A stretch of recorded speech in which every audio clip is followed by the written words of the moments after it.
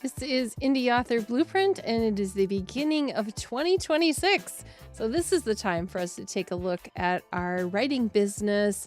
And, if you've set some goals for the year, that's great. But I also think it's time for us to analyze the business end and see how we're doing on managing that. So today's focus is going to be on looking at the software, the subscriptions, the memberships, the ways you spend your money, and the tools and resources you use.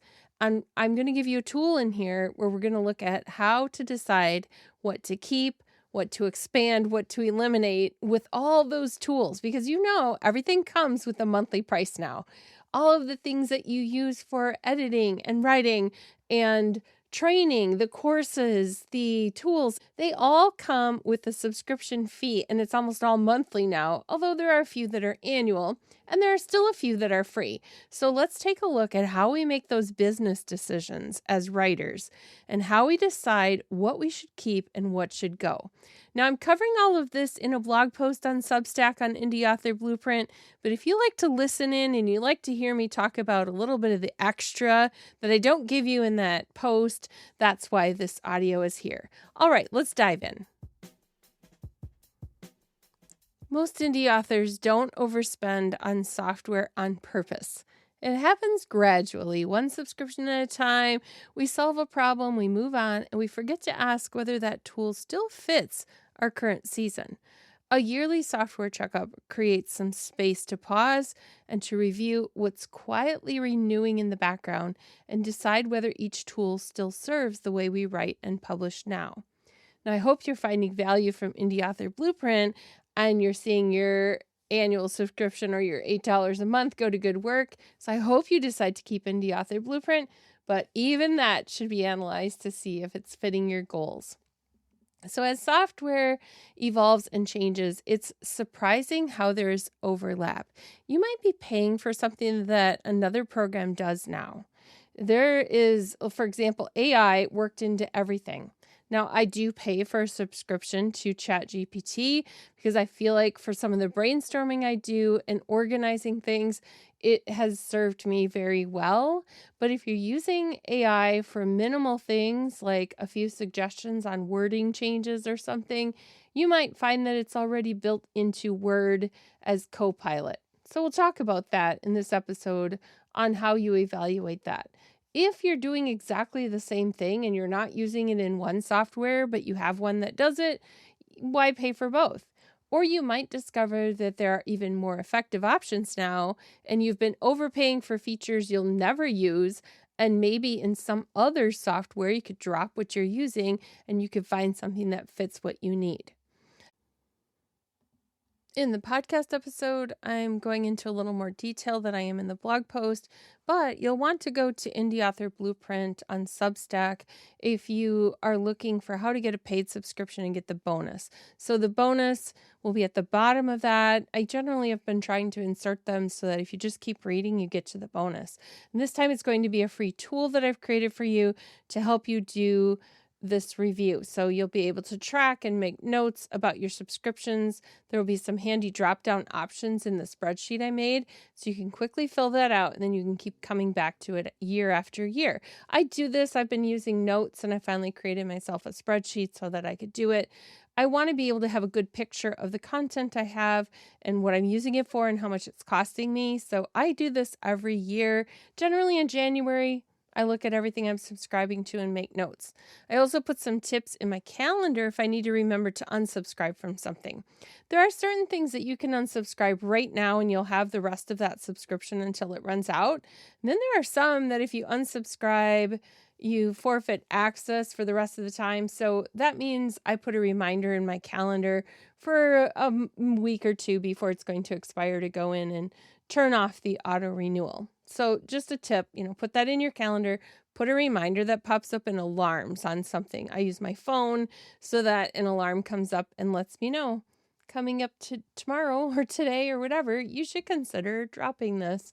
So it's a good reminder. If it's going to renew and I want to check the price, that's also a way I do it. Usually I have some ways of if I just unsubscribe for a little bit, I might get a good deal when I resubscribe. Little tip. Okay. Now, speaking of tips, let's look at some ways to look at this master list of everything. So you're going to want to think about all the things you do, and I'm going to group these into some categories to get that thought flowing, and this is in the blog post on Substack as well. And that way it'll help you think through, what am I using? So let's just look first at general productivity and organization. First, let's look at project management platforms like Asana, Monday, Trello, Honey, Dubsado. Some of these include billing incorporated into the platform, and some are purely task management systems. And so it depends on what you're using them for. I have a client that uses Asana for tracking all the things that we do and all the assignments that are put on me. And then I have used Trello in the past for tracking projects and ideas and stuff. And currently I'm using Dubsado with all of my freelance clients that I work with. I create their bids in there. I track our progress. I share design samples with them when I'm doing cover designs, and then all of my billing is also handled in there. So it just depends on what you're doing. And I'll give an example on this, on how examining this made me make a decision. I've been using Dubsado for, I don't know, maybe 5 years or so, and I had gotten in on a Black Friday deal where I got a set price on it, on the highest level of subscription, so that as the prices were going up, it was locked in and I didn't have to pay for those increases. It was at that flat rate. However, that rate was, I think I was locked in at $350 or something like that. And it's now quite a bit more than that. And that's an annual subscription. But when I looked at it recently, I realized I'm not using the premium features. And I know it's scary because you think, if I downgrade this to a different level, I'm going to lose those premium features. And if I decide I want them again, it's going to cost me more money to upgrade. I looked at it carefully and realized I very unlikely will ever use the premium features, because they're made for photographers and people in other industries that would really use them, or people who are trying to capture leads online and get new customers all the time. So I decided I could download to the $200 lower level and be fine with it, and it would save me $150 a year. So this is an example of why I look at these things. I look at the features included, and I look at whether or not I need it and whether I'm even using all the features that I get with it. Okay, so under productivity and organization, you might also look at website costs like hosting, if you're paying for special plugins or features, how much you're paying for your domain. See if you have domains you don't need. I tend to buy a domain for every little thing and then decide later I didn't really need that domain, for every book launch or something like that. Websites change. You might be paying for a plugin you don't need anymore. It's obsolete. So go ahead and look at that. There's some other things that I have changed. I looked last year at whether or not I needed Zoom, and I went ahead and did not renew it because some of the software I have, and of course my phone video chat options, allowed me to do what I needed to do. And I'm not currently recording podcasts that have guests where I have to record the audio. There are other tools that do that too. So I decided for right now that was $150 I did not need, but other people want that paid version. I had it for years and I used it. Other productivity and organization things are calendars. I had Calendly for a while. It's a monthly subscription to have some of the features I wanted, but then I found that I could pay a one-time fee to TidyCal. And so I did that because now I have what I need and I don't have a monthly fee. There is OpenAI, which is ChatGPT. You may be subscribing to that for productivity purposes. Office 365 or a Google Business subscription or Google One. Those are things to just look at. Are you using the plan that's the best for you and what you're doing? Could you upgrade a little bit and get more seats, meaning you could share it with other people on your team? Or do you need to downgrade because it's just you? So those are things to look at. I always look at cloud storage. I pay a little bit for iCloud to be able to back up enough of my photos because I have a lot of them. But I also pay for Google One And some people pay for Dropbox. I have OneDrive, which comes with my Office 365. So I have plenty of places to put stuff. So I didn't need to pay for Dropbox. Go ahead and look and see, what do you have? On Google One, I don't have a lot of space, but on OneDrive, I have a terabyte. So if you have a terabyte of space somewhere, you can back up a whole computer. So you might be looking at something you just didn't realize you had already that came with what you have. And then there are things like time tracking. I use my hours in order to track all of the client work I do, a lot of my own work, so I can see where I'm using my time. But the Dubsado software I use also has the ability to track time. It's a little different, and so I prefer to use my hours, and I have the free version of that, not the paid version. But you can also track time in things like QuickBooks for the purpose of invoicing clients. So go ahead and look at those tools and see where you're at with the ones that you have. And now I'm probably introducing you to some new ones. So don't go rushing out and getting all the new tools right away. Try them out a little bit before you buy something new. I use a lot of free tools as well. Now, the next thing you want to look at is memberships. I have been part of various associations and writers groups and things over the years. And so I always am looking at, what am I paying for monthly? What do I have lifetime access to? What's coming up that I could, maybe I want to switch to. There is one that I pay for annually. That's IBPA, which is Independent Book Publishers Association. There are some other ones out there, and there's some regional ones as well. I pay for that one because it also gives me some discounts on things, like if I need to make a change on Ingram Spark, I get a certain number of codes that I can use to make changes each month. It gives me a discount on renewing Grammarly and some other things that I need. There's some contests you can enter and stuff like that. So I like that one. I also have a Christian Writers Market Guide subscription. It's $10 a year. No big deal. I'm also listed in there. So I like to have that one. It's a digital subscription. I access it online. There are some others like that too, where you might want to pay a small amount for that membership. They're like a writers group or something like that, where you are part of this association. In the past, I have been part of a podcasters association as well, in a paid group that had weekly mastermind meetings. So there are benefits to having those memberships. The main thing is to look and see, are you paying for a membership that you're not using anymore? And that's where you want to think about it. Let's look then at marketing and email. You probably have an email server. You might be using the free, like a free Gmail. Just know that an upgrade on that allows you, like say the paid version of Google Business, gives you some protections you don't have with the free Gmail, like certain spam filters and encrypting and that kind of thing. You need to look at what's offered. A lot of emails, if you have a domain, you can have an email in your domain. I have that as well. In fact, Indie Author Blueprint points to the Substack, so indieauthorblueprint.com. And I like to buy those domains, like I said earlier. But with that, I also get some emails. And so you might be using an email address that comes with your domain. See if you're paying extra for that and if it's something you need. How many are you paying for? And could you eliminate some? Maybe you have Outlook and you're paying for that. You're maybe getting your email with your Microsoft subscription. So look at all of those. Along with email is email marketing. So MailChimp, ConvertKit, MailerLite, all of those email marketing options, Substack's one as well, they have options for you. Some are paid, some are free. You need to look at your list and see, are you paying for something you don't need? I've worked with clients before that are paying for a higher level on MailChimp than they needed to because they hadn't managed duplicates or emails that needed to be taken out of the system. And so they were paying more than they needed to. So always analyze that. There are social media schedulers. Some people still use things like Hootsuite, Later, Buffer. Others have replaced it with using the schedulers that are built into things like Canva or right into Meta. So look and see if you're paying for a subscription or not. There are content repurposers that help you with your marketing. repurpose.io. That one helps you to repurpose your social media content.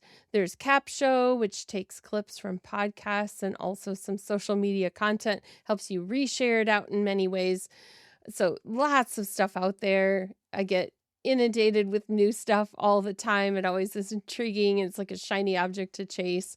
And then there's also advertising. KDP advertising I do on my books. I pay Amazon for that advertising.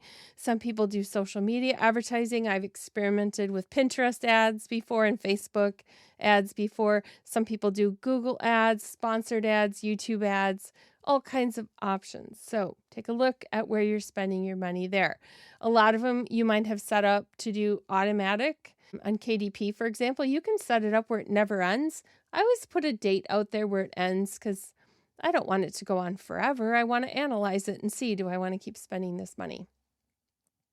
Now let's look at writing and editing productivity tools. So software designed for editing and proofreading would be Grammarly, Perfectit, Pro Writing Aid. There's others out there. If you're paying for that, you get something different than the free versions of, say, Grammarly. And I do pay for it. And I don't use it for writing content. Like it has AI built into it now. I don't like it at all. It's annoying. I just use the classic. I just want to see if I missed some commas or I missed a change of verb tense or something like that. So I want that because it's like an extra layer on something. If I don't have an editor reading every single thing I'm putting out there, it gives me a extra thing where I have an editor then. So I use it that way. Perfectit is one that helps me to look for, was I consistent with capitalization or spelling of things, and which one do I want to be the standard? Do I want to spell okay with a letter O and K in caps? Do I spell it out as OKAY? Am I using lowercase okay? So those are the things where it will analyze and say you didn't do it the same on all of those. There are style guides. I subscribe to the Chicago Manual of Style. I think it's very important for writers to have that, not just depend on your editor. You will see how to format your footnotes. And if you're writing nonfiction, you need to format your footnotes. Your editor is going to charge you more money if they have to format that for you because they're supposed to be just checking it. And if you just put down a link to a website and they need to go after the data because you didn't know how to format it, it will cost you more. It is well worth paying. And the Chicago Manual of Style is, I think, every 3 years that I renew it, and it doesn't cost that much.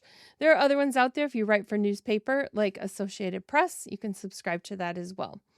I subscribe to Merriam-Webster's Dictionary. That came out as multiple syllables that didn't belong there. Merriam-Webster's Dictionary. I do that because number one, it's ad-free, and the ads were crashing my computer all the time. It kept refreshing the page. But you also get the Collegiate Dictionary, the Thesaurus all-in-one, and it's just a lot. There's more detail there. This is the official one that if you're not sure how you're supposed to spell something, Chicago Manual of Style recommends using Merriam-Webster. So I pay for that. It's not that much money, and I feel like these are tools that I'm investing in, and so I don't just use the free. Also, it just helps because otherwise you end up with all these different footnotes for dictionary.com and the Oxford Dictionary and stuff like that. All right, let's talk about design and formatting. Number one that I pay for that's now edging up, it's over $73 a month. I remember when it was $59, so I liked it a lot more then. But my number one tool that I use is Adobe. Now, Adobe I use for so much more than just designing book covers. I use Adobe InDesign for the interior formatting. I use the Illustrator for covers. I have Photoshop. I use it all the time for working on images that need to be improved or color modified or cropped or layered or anything like that. I use the Adobe Podcast. I'm on it right now recording this episode. That comes with the subscription. There are some online tools as well, plus some mobile phone tools. And so I use Adobe for everything, and that's why I pay the money that I do per month. It has taken me years of learning how to use it though. And so some people decide they buy it and then they just don't know how to use it. They don't learn how to use it. So they need to do something different. If you are just doing ebooks, you may or may not need something like Adobe. If you are doing print books, you will have a much better quality book. Your cover will look better and you will have it in commercial printing format if you're doing it in something like Adobe. But you could get away with Canva Pro if you're doing ebook cover design, as long as the images have commercial releases and stuff. So Canva Pro is another tool, and I actually pay for that too because it's so fast. There's things I can do in there that would take me forever to do in Adobe, and I can do it quickly in Canva Pro. So those two together cost me quite a bit, but they are very important for what I'm doing as a designer when I'm making marketing images and stuff for clients as well. I also have a stock image subscription. You might have one like that. I use Storyblocks. There's deposit photos, and Adobe has one, and there's some of the bigger name ones as well out there. You can't necessarily just get free images because you need to make sure that they have can be used for a commercial project like a book. So if you're paying for a stock image subscription, you may have access to some things that are made for commercial projects like that. We just can't snatch a Google image off the web. We know that already. I don't need to go over that. But anyway, you may be paying $100 a year or something like that to get some stock images. And maybe you can upgrade or downgrade.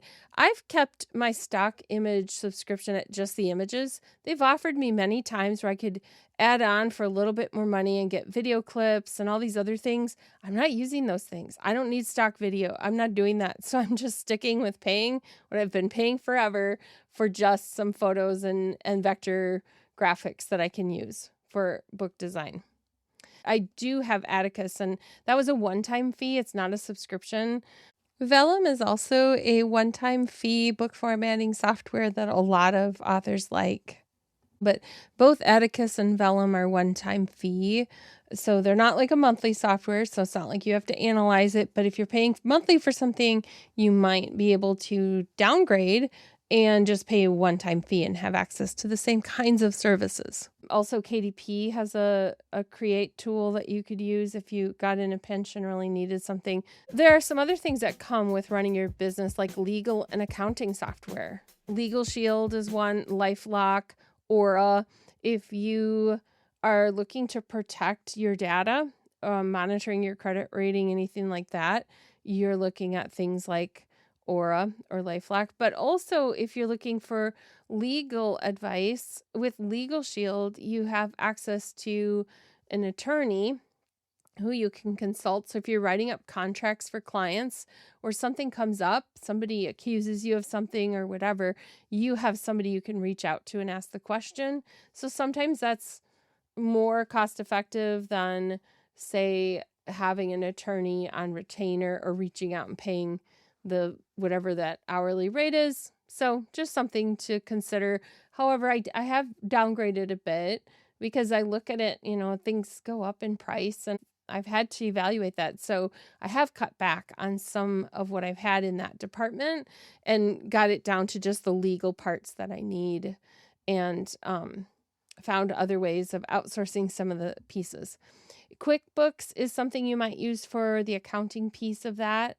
But I use Wave Apps now, and just for the simple accounting that I need to do with Wave Apps has a free version for people like solopreneurs where you can actually link your credit card or bank account with it. And if you've dedicated a bank account or a credit card to your business, those transactions then come in and you can assign them to categories.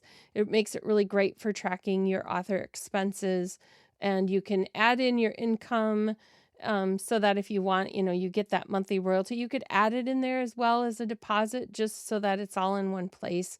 And it just makes it easier to do my taxes, to have everything in one thing where I can print out where I spent money and where I earned money in the year. And then the last piece on here, and I know there's many more, I'm just trying to go with the main categories. A lot of authors are also podcasters, or they're putting out audio or video or something because it's part of their marketing. So just a little note on podcasting software. There's lots of audio recording and editing. I mentioned that I can do stuff in Adobe because I have a subscription. I also, a long time ago, bought a one-time lifetime access to Hindenburg, which then eventually became a subscription-based um, software, but I have that. People use Riverside, Descript, Squadcast, Zencaster. There are so many of them, and they're doing more and more. You can edit right in the text. And so sometimes let's say you're doing video and you need to edit out some ums. You can do that just with dragging over the text on the transcript and removing that. And you might be able to eliminate your transcript software, your video recording software, some of your marketing software if you're using a tool like that. So that's why it's important to look and say, if I subscribe to something like, say, Descript, does it mean could I drop Zoom? Could I drop my podcast transcription software and that kind of thing? And then with podcasting, there's the cost of hosting. There's so many different places you can host, but there are also some free options out there. This podcast is hosted on Substack. I don't pay for the hosting on Substack, and so that is one of the benefits of that. And yet I also have done paid hosting on some other platforms. So if you're adding podcasting in as part of what you're doing as a writer, those are some pieces you want to look at as well. Before I close, I just want to make a note about free versus paid tools. This checkup isn't only about canceling subscriptions and cutting money. Sometimes the opposite is true. Sometimes we struggle along with free tools that really slow us down. Those can limit our work and they can add friction in our day when a paid version would actually serve us better.